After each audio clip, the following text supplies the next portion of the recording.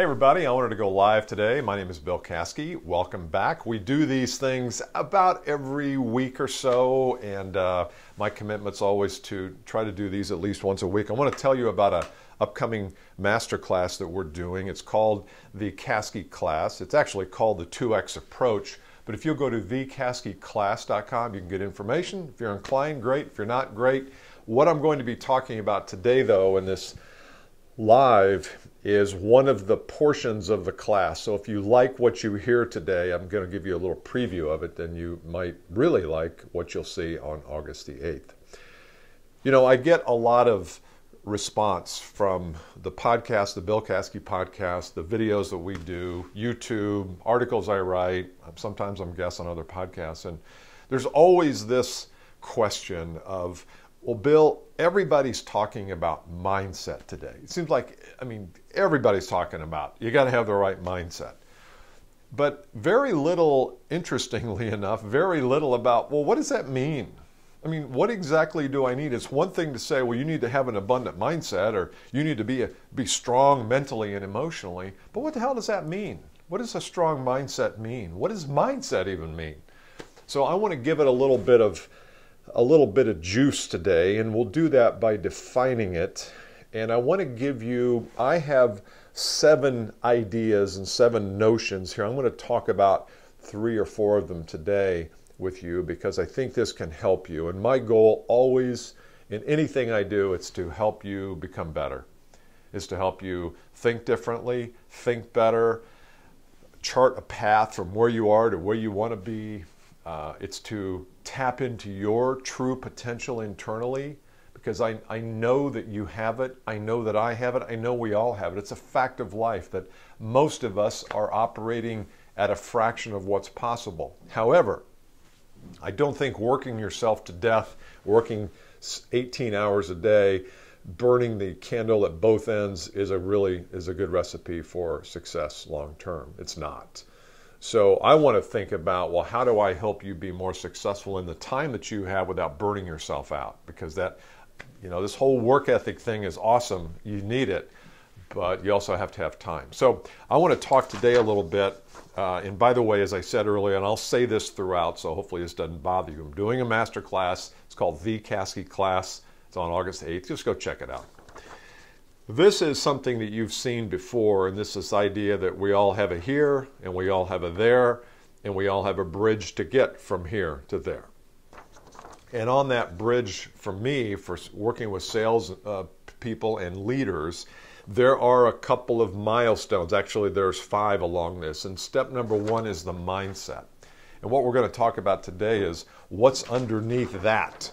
Because if I can start to document, well, what's underneath that? What does that mean? If I'm going to take the first step on the way to 2Xing my business, and I like 2Xing because I think it's big enough that it stretches us to double our income, but it's not so big like 100X where we think, okay, how am I going to go from 100 grand to 10 million a year? It's just that's a bridge too far for me and for my clients too.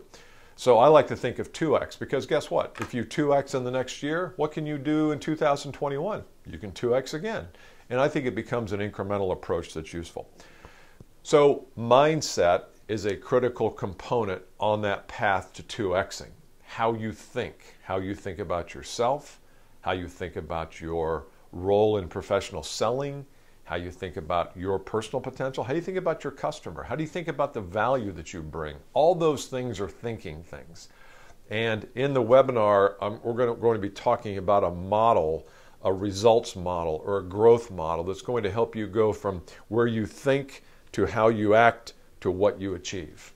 How you think, how you act to what you achieve. And so there's a natural flow to that. But today we're going to talk about mindset. So here are some mindset shifts that I had to make personally as I entered my 30s and 40s and I started to achieve, and I would run up against this ceiling, this glass ceiling of potential. And I always felt like I was limited. And I started to search for, well, what am I doing wrong? Am I wrong? Am I just a flawed human being? Which I probably am. Yes, I am. But it wasn't about my actions that were wrong and me that was wrong. It was my thinking that was wrong. And so I've started to document this, and I'm going to say in the webinar that, we all write the book we need to read.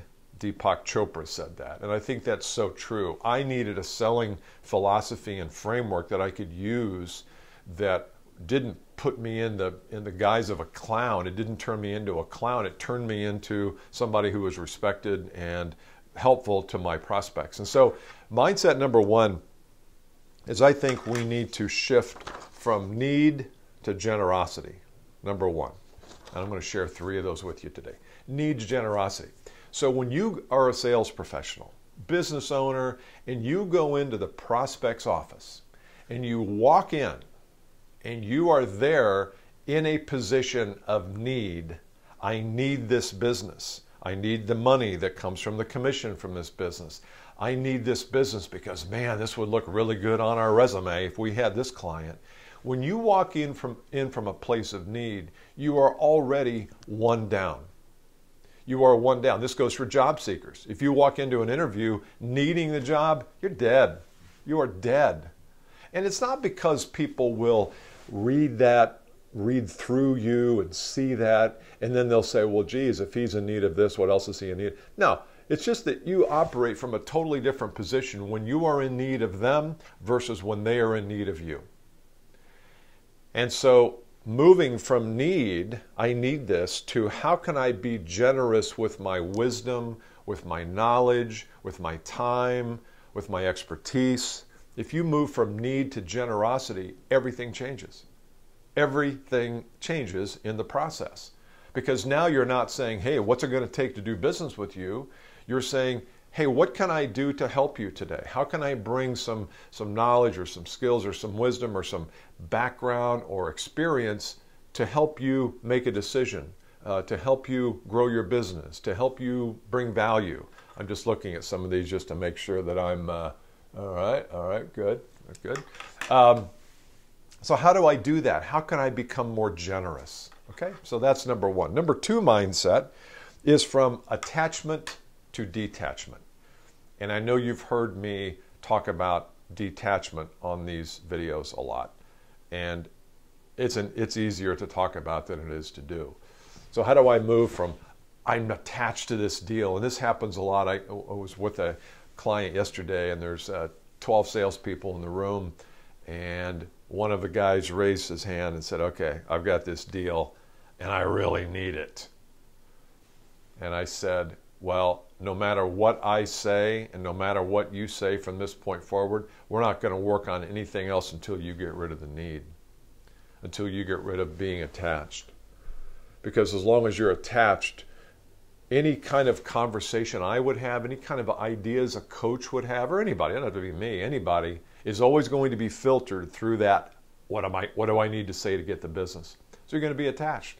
So nothing's going to work because you're still going to be attached. And anything you say to the prospect, they're going to hear it as from a position of attachment. So I said the best thing you can do is to release. Just release this piece of business. I know you've worked hard on it. I know you've spent a lot of time. I know you want it. I know you think you're the best solution for them. You may or may not be. But release it. Once you release it, now you can go back in and operate with freedom. You can operate from a sense of freedom where you're not attached to getting something from somebody. That's a terrible position to operate from, is the position of attachment to things. You become a hostage. You become a hostage to your own emotions, which is even worse than becoming a hostage to somebody else. You know, it's like Arthur Brooks, I think, said, it's not the enslavement we have from others enslaving us. It's our own personal enslavement that we have, that we enslave ourselves with these mindsets that we have. So that's number 2, is move from a place of attachment to detachment. Number 3, from scarcity to abundance. We hear a lot about abundance today. I started talking about abundance in 1998, maybe early 2000. And I like the concept of abundance because I think it gives us it empowers us. And again, it's kind of the opposite side of attachment and detachment. If I can feel like my business is abundant and I have lead generation processes that scale, and I've got systems that if I can tweak them up a little bit, I can generate more discussions. I tweak them down when I'm busy, I can generate fewer.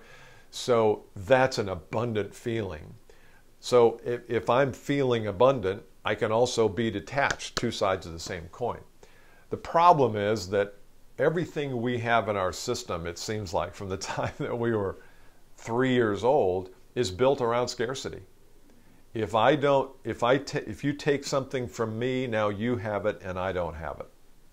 It's the zero-sum game. There's only so much to go around. There's only so many pieces of business out there. There's so many RFPs being released at a certain time.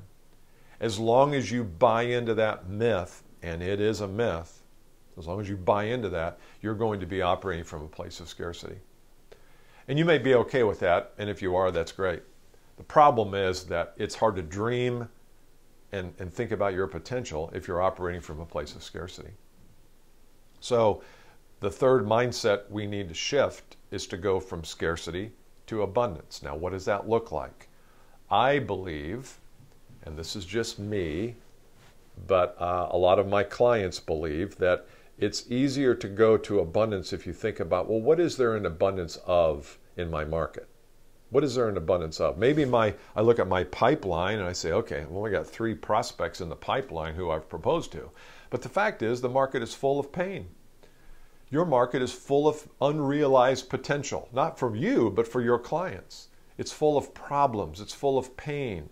It's full of clients that you have that are dreaming of a new future and they want to get to another place, but they don't know how to get there, and you provide the solution.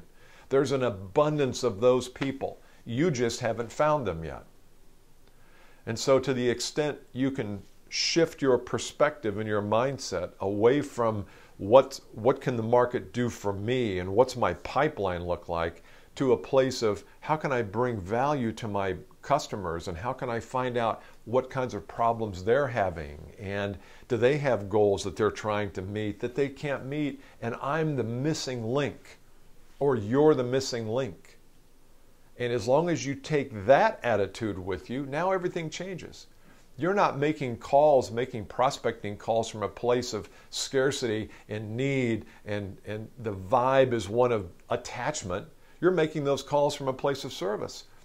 And the call sounds very different. Hey, this is Bill Caskey. I do sales coaching and sales training in the Indianapolis area, and I have no idea if anything that I do would be appropriate for you. I wanted to invite you to coffee someday and see if it would make sense to talk, and I'll tell you what we do. You tell me what you're struggling with. If it makes sense, great. If it doesn't, that's no worries at all. That's the call now when you operate from a place of abundance, not from a place of need or scarcity. Let me give you one more here, and that is this fourth one, and I'm showing you all of them, and we'll be talking about this, as I said, in the webinar on August the 8th. That's Thursday. If you'll go to thecaskeyclass.com, I think Jane put it in the comment section. She did. So thecaskeyclass.com. Is this idea of going from selling to solving. The old model of selling is the convince, persuade, and defend model. CPD, convince, persuade, defend. That's how we were all brought up to sell. And we sometimes couched it in this idea of, well, you've got to go in and find the needs, and you've got to go in and find the pain. But really what it gets down to is you're going to convince them to do business with you because you found, coincidentally, you found the exact needs that I can fix. The exact problem that I can fix. Imagine that. What do you think? What do you think of that? I don't like that. I think it borders on manipulative. When I look at all roads lead to closing percentage to me, is what is your closing percentage? If it's 60 to 80%, then hats off, don't even watch, turn this off. Don't come to the webinar on August 8th if you're closing 60, 70, 80%, because I don't want to mess you up. because I might mess you up. But if you're closing 30% or fewer of the proposals you send out, then something's happening in the process. And I think what is happening is you are positioning yourself as a salesperson. I know you don't think you are. I know you try to hide it. I know we spend a lot of, think about how much energy we spend. Well, I don't want to put salesperson on my business card. What do you want to put? Well, I don't want to put anything that says I'm a sales, but you are a salesperson. The question is, how are you doing it? So the vessel shows up as a salesperson. When you show up at a prospect's office, they know what you're there for. So what you've got to do is quickly redefine what you're there for.